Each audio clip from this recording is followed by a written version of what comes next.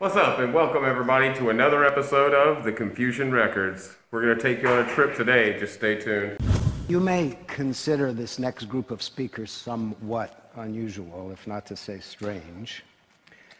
We have the creator of what is the world's first quantum computer, in person here from Burnaby, BC. We have the president of the super high-tech company that makes Canada's iconic Canadarm, but whose hobby it is to try and reconcile modern science with the Bible. And we have a filmmaker from Los Angeles who has stumbled on what appears to be evidence of life after death. And my thought in putting together this somewhat improbable combination of speakers was that out there where the theory of the very large and the very small connect, and out there where our 13.7 billion year old and expanding universe touches the void, you come upon mystery and the possibility of God. That was my thinking.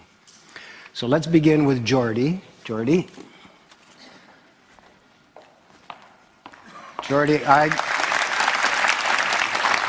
I don't understand much about quantum computing except that it's supposed to be the next big thing in power and in speed, and that you are the only company in the world now actually making one.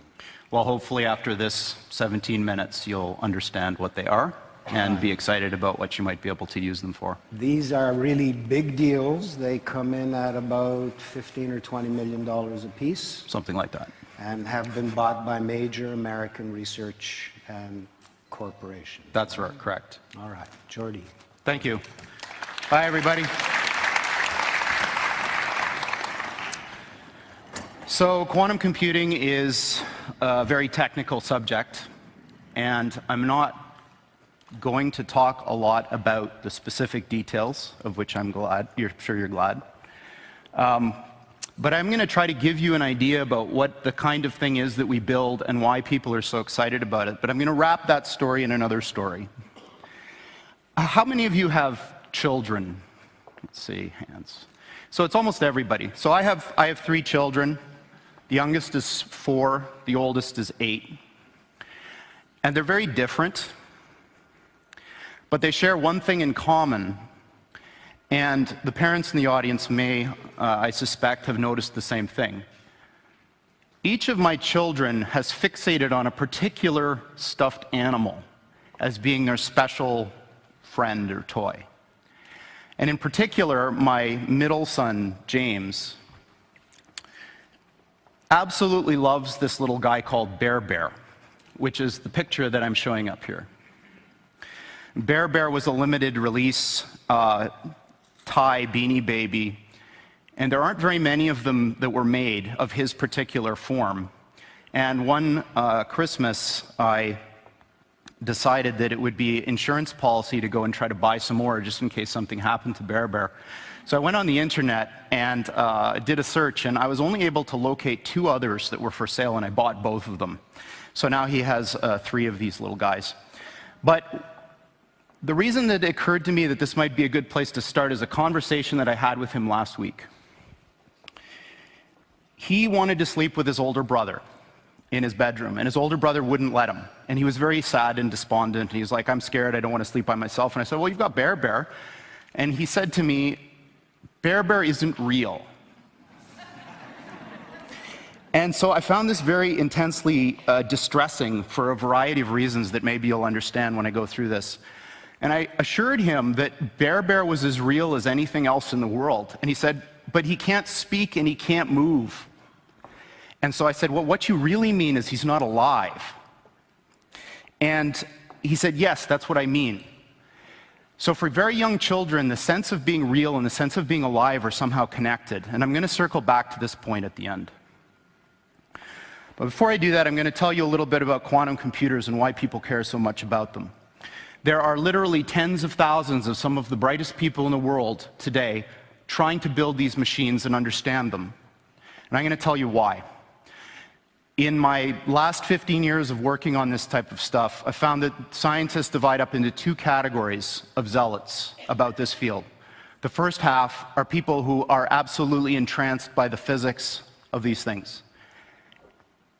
This quote is from a respectable scientist, in fact, one of the founders of this field, that may look a little strange to you who don't follow theoretical physics, but there is a very clear prediction that our most successful theory of nature makes, and that is that there are an enormous number, mind-bogglingly large number, of parallel realities, as real as this one, that have different consistent histories.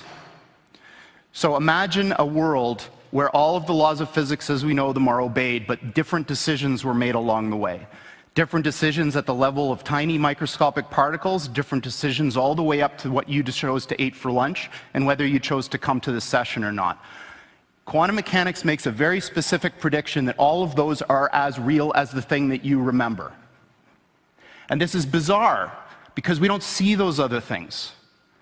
But science has reached the point now where we can build machines that exploit those other worlds. And quantum computers are perhaps the most exciting of all of these that we have within, or almost within our grasp right now. So people from a physics background love this. They want to understand the world. They want to understand the universe, how it all works. There's another type of person who tends to come from the computer science side that's like, yeah, okay, that's all great.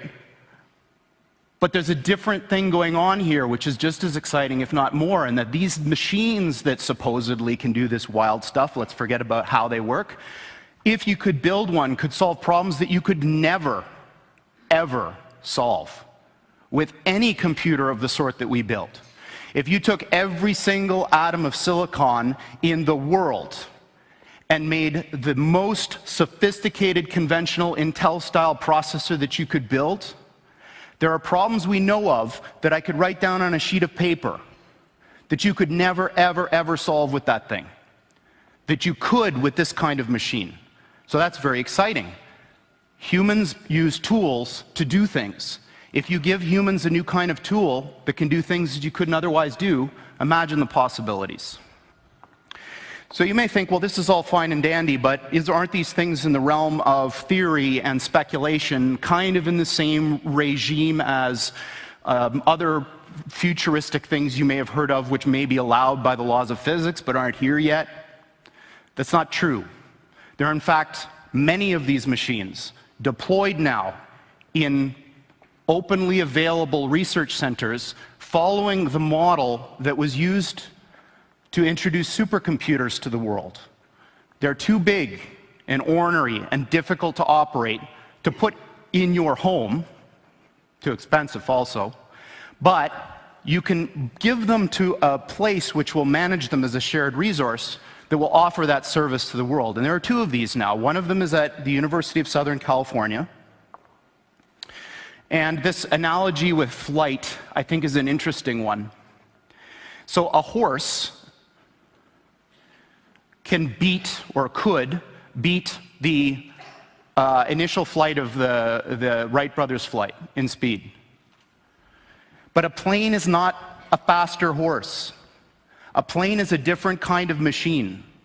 The plane takes advantage of another resource that nature gives us, this third dimension, in order to do something that matters to people better that you could do with any horse. It doesn't matter how fast you make a horse, it will never fly, at least the kinds of horses that we know about. So these types of computers now are being thought of in the same way. They're not terrifically powerful yet, but they're doing something completely different than what your computer does. And that thing is like flight.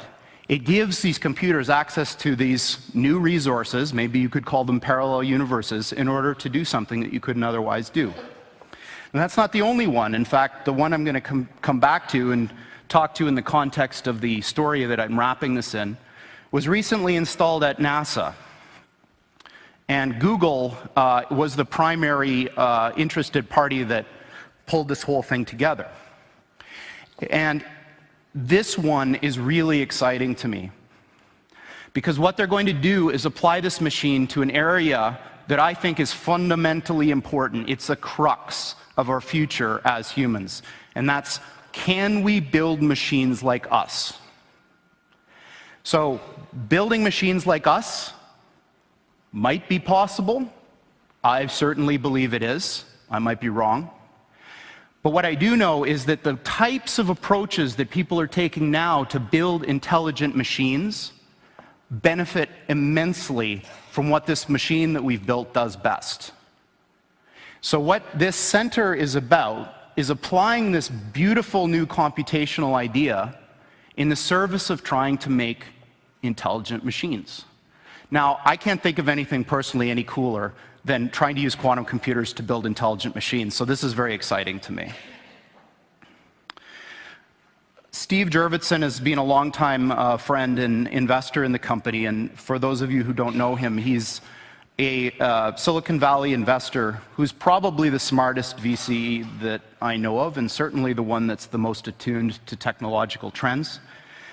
He's on the board of SpaceX, Tesla, Synthetic Genomics, which is Craig Venter's company, is trying to build artificial life, and D-Wave, and that's it.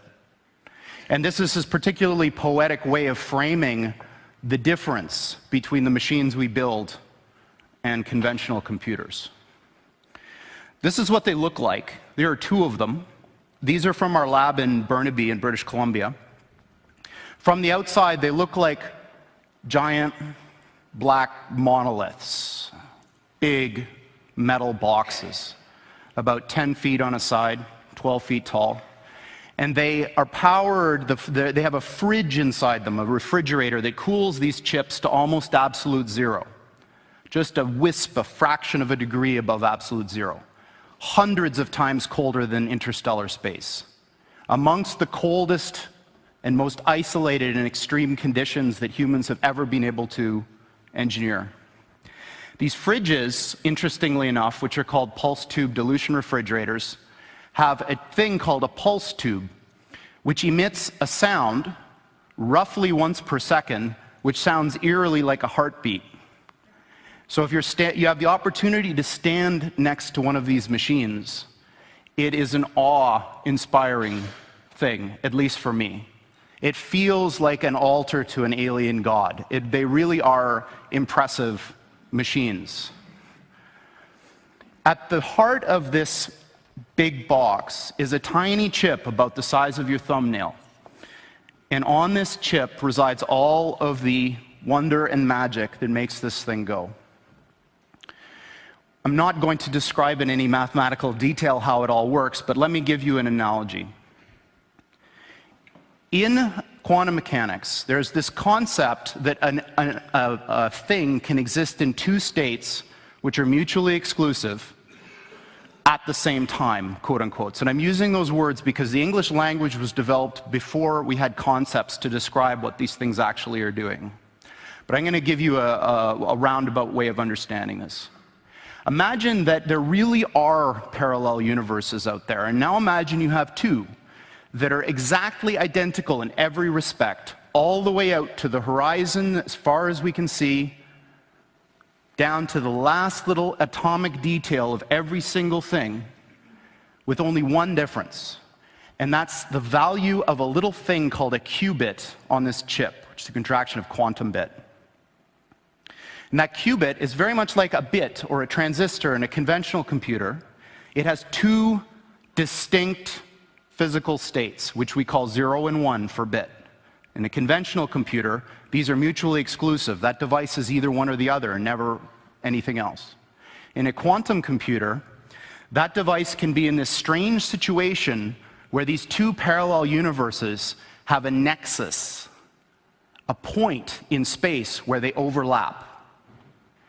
And when you increase the number of these devices, every time you add one of these qubits, you double the number of these parallel universes that you have access to, until such time when you get to a chip like this, which has about 500 of these bits, you have something like 2 to the 500th power of these guys living in that chip. So the way I think about it is that the shadows of these parallel worlds overlap with ours. And if we're smart enough, we can dive into them and grab their resources and pull them back into ours to make an effect in our world. Now, this may sound very odd to you and bizarre, and in fact, I am using language that a normal theoretical physicist probably wouldn't use, but this is, what I'm telling you is absolutely correct and in line with the way that these things actually work. We've been doing this for some time now, and in fact, we have our own version of Moore's Law. The doubling of the number of these qubits on the chip has happened once a year for the past 9 years. So for the last 9 years, every year, the number of these qubit devices has doubled, and it will continue to do so. As a point of reference, in terms of how fast these things are, in one generation of chip, the one from the system that was installed at USC to the one that Google and NASA have now, the speed of the device went up by almost 500,000.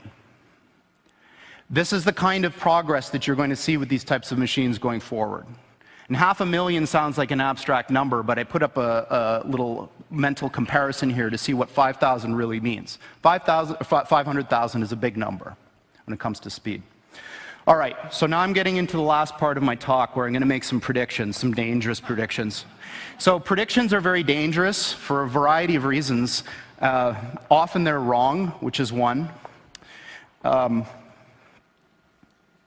I think they're important because predictions somehow are our internal desires made manifest. Predictions are about what we want to happen, maybe not what will happen. And I'm going to make 3 predictions, and all of them are dangerous in the sense that they're very unlikely to happen, maybe, but I think that there's a very good chance that they may.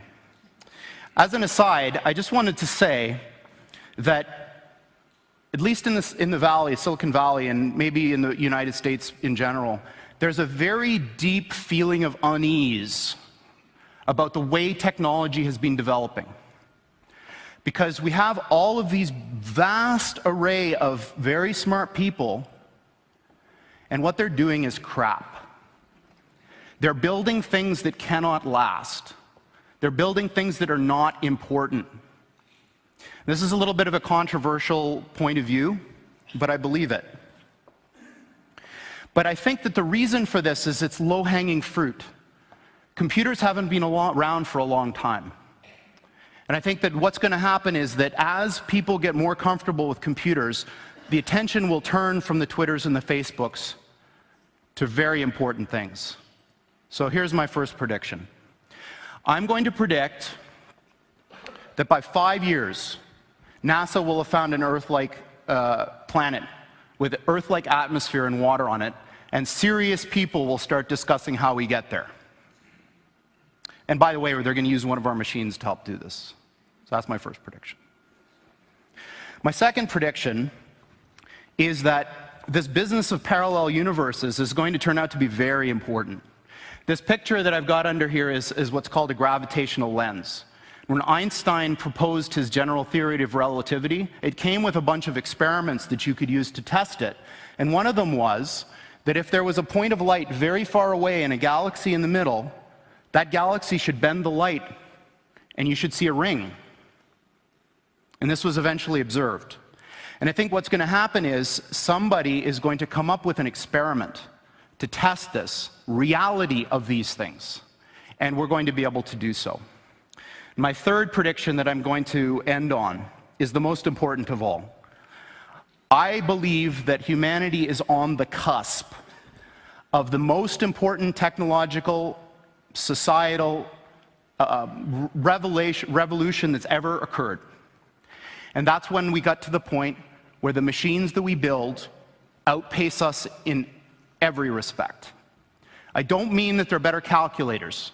I don't mean that they're better at searching. I mean everything. And I think that we're very close. And my prediction is that within 15 years, we will have machines that outpace humans in everything. Thank you very much. Her work from Occupy Corporatism, activist Post. You know her work from InfoWars, from SG2 Report. Everybody is picking up Suzanne's material. Suzanne, welcome. Thank you for having me. Suzanne, you're really a great writer. I really have to give you kudos on your Thank research, you. your hyperlinks, you're vetting your information, and that's why everybody is picking up your articles, because they're very, very detailed, but you're talking about some very scary things. We do that too here at SGT Report. I talk to a lot of smart people. I spoke with James Wesley Rawls not too long ago, who said, and I quote, "We're entering into an age of deception and betrayal by our own government." And Suzanne, that's basically what you've been writing about across the board, whether it's vaccine information or your article titled U.S. Army Tactical Manuals Describe How to Control Domestic Insurrection. Why don't you let people know why you wrote that and what it means? I wrote that because there's a bunch of articles that have come out. It started with Rex 84, and it's turned into a bunch of manuals and a bunch of executive orders that put in place martial law. And the military likes to perform war games, so that's why we're seeing military on the streets practicing. They are actually practicing. The tanks that we see on the streets and the National Guard patrolling neighborhoods and the practices that they're doing with our local police department, this is all in preparation for martial law, so that when they do actually lock down the country, they've got everything secured.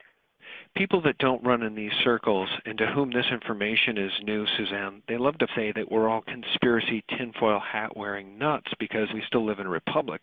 But I think what we're starting to see, for anybody who is objective at all, is we're seeing a totalitarian system now unveil itself. And ever since essentially 9/11 happened, it's been more and more of these draconian measures that are leading us right down the road to martial law. What do you think will be the cause of the declaration of martial law? Will it be a financial collapse or something altogether different? We've seen a lot of false flags. What do you think would be the cause of martial law? Well, I had written an article earlier this week from a U.S. Marine informant and also a Deutsche Bank informant. And in 2008, we should have collapsed. We should have gone the way of Greece. The only reason why we didn't was because the global elite and the banking cartels put it off on the Eurozone and collapsed the Eurozone in order to gain sovereign debt. Sovereign debt is when you actually own the physical land. You don't just own the buildings, you don't just own the people and the money. They're extracting wealth so that the only thing that the governments will have left to give them is the actual land that they own. While they're doing this, they're amassing this wealth in order to redirect it toward martial law endeavor, and not just in America, but globally. They want to lock down every country and force us into global governance, eventually force us into a global reserve currency that is like the Bancor that the IMF has been pushing. So in 2008, when Hank Paulson went to the Congress and said that they had to bail out the banks for $700 billion or martial law would be declared, they weren't lying. They went ahead and passed that, and they gave this money to the Chinese. But the Chinese, since then, have been backing their currency, their fiat currency, in gold. And China's been doing this, India's been doing this, and Russia's been doing this. Okay, so this is just to confirm that I'm here trying to make a mortgage payment in cash. I have $1,380 sitting in front of me for a $1,371 mortgage payment, and Bank of America is rejecting a cash payment of my mortgage here in Lakeport, California. Is that correct? So you need to turn that off. Is that correct? You need to turn that off, sir. This is what I've just been told. Bank of America has just refused to accept my mortgage payment in cash and is insisting on a kind of a wire transfer. Apparently, in America, cash does not pay the mortgage anymore, is what I'm being told today in Lakeport. If you go back in history, the reason why we went after Gaddafi was because he was presenting the dinar, which was a gold-backed currency that he was getting together with other countries like in Africa. He was going to subvert the global reserve currency, which is the U.S. dollar, and destroy its complete value by backing it with gold, because the central bankers haven't dealt in gold since 1934. So in order to avoid all of this, the central bankers are going after Iran right now, and that's what this war is about, to try and stop India and China and Russia from buying Iranian oil with gold. Because if they destroy the global reserve currency, which is the U.S. dollar, then what we're going to have is we're going to wake up one morning and we're going to be like Greece. And that's going to cause complete panic in this country. So since they already set off the financial time bomb in the Eurozone, they know that it's just a matter of time before it hits our shores. So they're preparing for it. That's why we see all the movement on the streets. People are seeing tanks being moved in Burbank, California. They're seeing, in their forested areas, they're seeing police, military, escorting them off the property. National forested lands. This is public land, supposedly. By the way, it's owned by UNESCO, and it's a World Heritage Site, so it's actually owned by the UN. But anyway, people are seeing military on their streets. In Anaheim, California, they announced that because of the protest, it was a state of emergency, which I feel is a code word for martial law. I think they're trying to beta test to see if they can go ahead and lock down the country by doing it incrementally through different stages, causing problems, problem, reaction, solution, causing problems in cities, and then go ahead and locking it down and seeing how it works, kind of like a war game. One thing I forgot to mention was through the Deutsche Bank informant, I was alerted to the idea that they're going to possibly create like an internet virus that would attack the banking system. You know, like they're using Flame and Susnet. And there's a new cousin of these two that is going around Iran. Mm-hmm. And what they would do was, on a Friday afternoon, they would say, well, we have to shut down the banking system because there's a virus in all the banks. You won't be able to use your ATMs over the weekend, but on Monday morning you'll be fine. Well, if you hear of anything like that, you have 72 hours before they roll out martial law.